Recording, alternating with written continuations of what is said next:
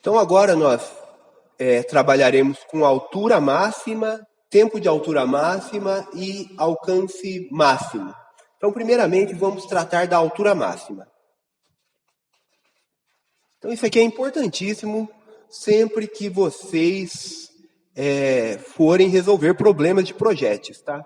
Altura máxima é uma coisa muito utilizada. Outra coisa é essa equação aqui, tá? Essa equação que relaciona y com x, ela fornece muitas informações a respeito do lançamento de projétil. Então, ó, esta equação aqui fica como dica, tá? Se você está tendo dificuldade para resolver um problema de projétil, possivelmente essa equação ela vai te auxiliar, porque ela relaciona altura com posição. Então, ela independe do tempo. Então, essa equação aqui ela é muito utilizada nos problemas que vocês irão resolver. Então, a altura máxima aqui, então nós vamos voltar para a representação. Então, o que acontece aqui é que o projétil é lançado, já discutimos que a velocidade é constante com relação a x, porém, a aceleração é negativa, ou seja, contrário ao meu deslocamento em relação a y. Então, o que vai acontecer?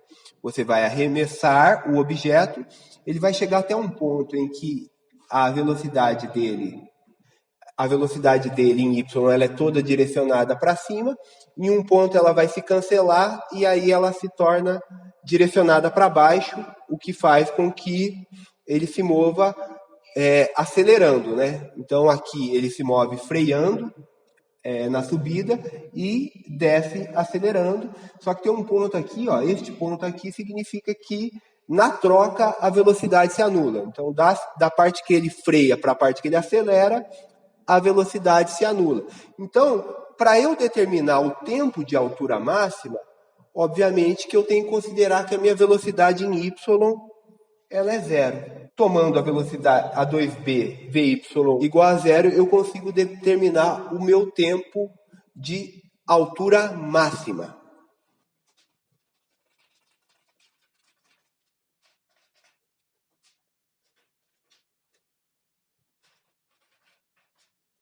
Então, este tempo aqui, V0 sendo de θ0 sobre G, é o tempo em que a partícula vai estar nesse ponto y máximo e xm, ok? Xm porque esse x se refere ao ponto médio em x da trajetória. Obviamente que eu posso pegar esse tempo e substituir na equação do meu deslocamento em y. Então, desta forma, eu consigo escrever a minha altura máxima independente do tempo e posição. Posso escrever a minha altura máxima somente através de constantes, tá? Então, eu vou substituir esse Tm na minha equação 1b. Então, substituindo em 1b, isso aqui vai dar...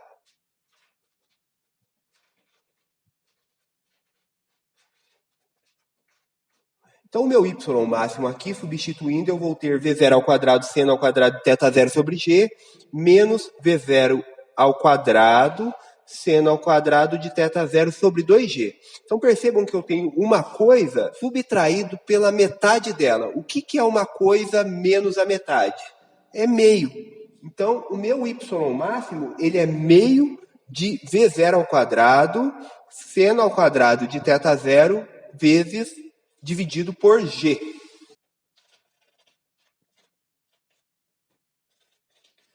Então, pessoal, eu irei até finalizar essa equação, porque essa equação é importantíssima.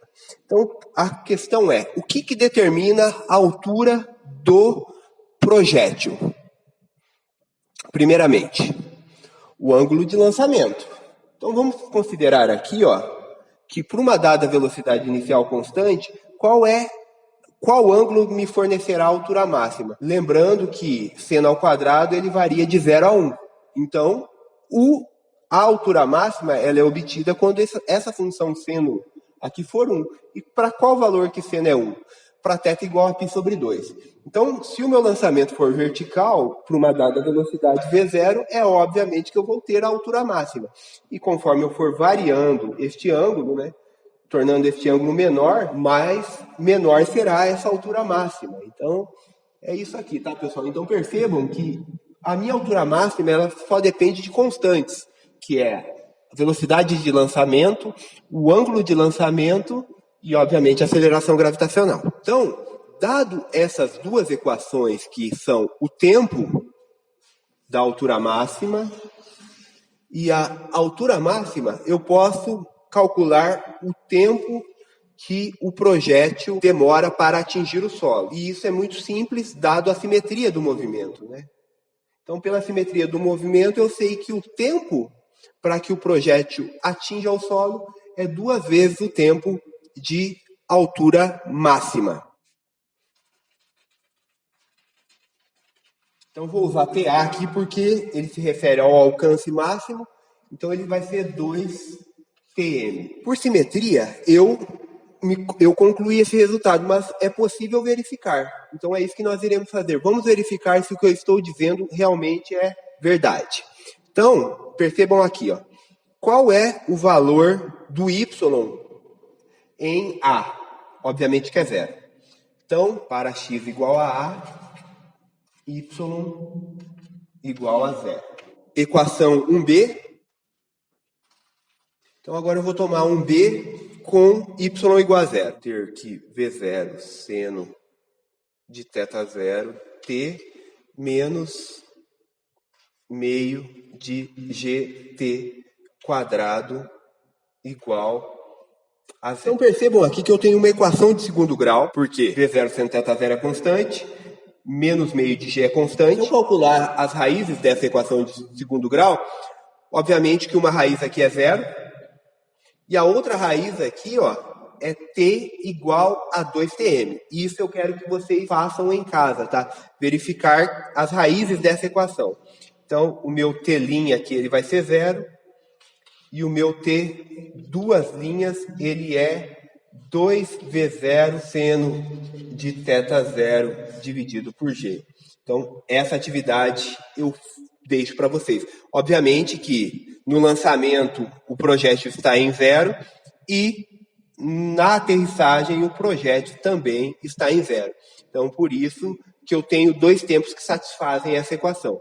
E isso ocorre para toda a trajetória. Então, eu tenho um tempo para essa altura na subida e eu terei um outro tempo para essa altura na descida. Então, por isso que a equação aqui da altura em y, ela é uma equação de segundo grau em relação ao tempo, diferentemente da equação em x, que é uma equação de primeiro grau. Ou seja, eu tenho um tempo para cada posição. Em y, não, eu terei 2 tempos para cada posição. Então, agora, nós iremos considerar o alcance máximo. Então, o alcance máximo é muito simples de ser obtido, tá? Então, ó, qual é o tempo do alcance máximo? 2v0 seno de θ0 vezes g. Então, eu substituirei isso na equação 1a.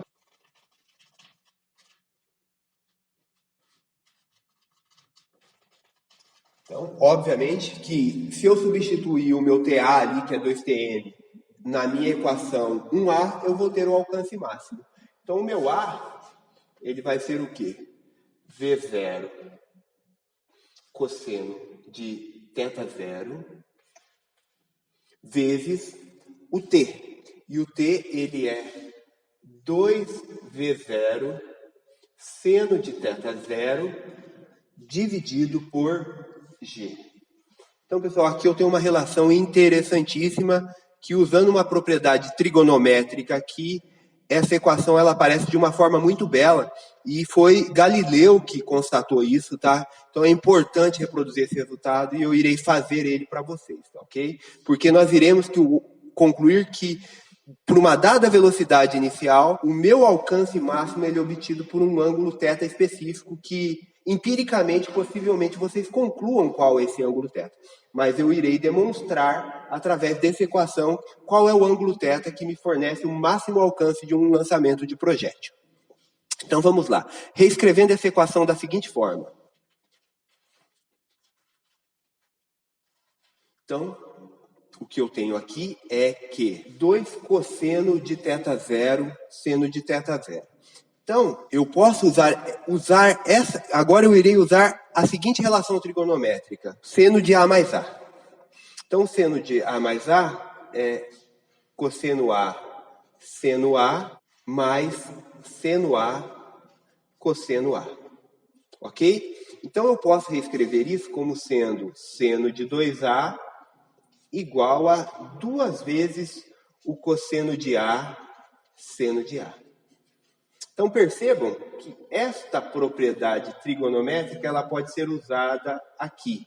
Desta forma, o meu alcance máximo ele pode ser escrito da seguinte maneira.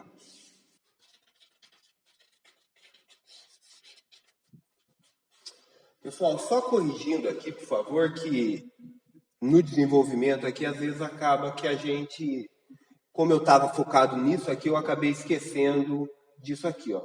Então, é V0 vezes V0. Isso aqui é V0 ao quadrado dividido por G, tá bom? Então, desculpe, mas retomando aqui e colocando o V0 ao quadrado aqui, o que nós concluímos aqui? Qual é o valor máximo da função seno? É 1.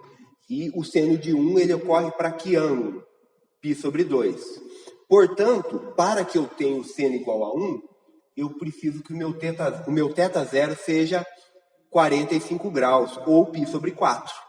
Então, percebam que o meu alcance máximo, dado uma velocidade inicial, ele é obtido quando o meu θ zero ele é igual a 45 graus. Então, para uma velocidade inicial constante, o meu alcance máximo ele é obtido para um θ zero igual a 45 graus. E isso foi um resultado obtido por Galileu. Desta forma, empiricamente, é claro que nós temos essa sensação, mas traz uma grande satisfação demonstrar que a física ela confirma a nossa intuição em determinadas circunstâncias. Na verdade, na maioria das vezes, a nossa intuição acaba nos traindo. Então, por isso que o método científico é algo tão importante. Outro resultado importantíssimo que nós podemos obter a partir dessa equação é que eu consigo obter o mesmo alcance. Eu escreverei essa equação rapidamente aqui.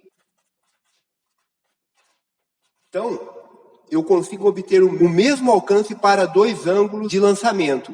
E isso acontece através dessa relação, então. Então, se eu considerar um A com θ zero mais delta e um A com θ zero menos delta, esse ângulo de lançamento, por uma dada velocidade inicial constante, ele será o mesmo, ok?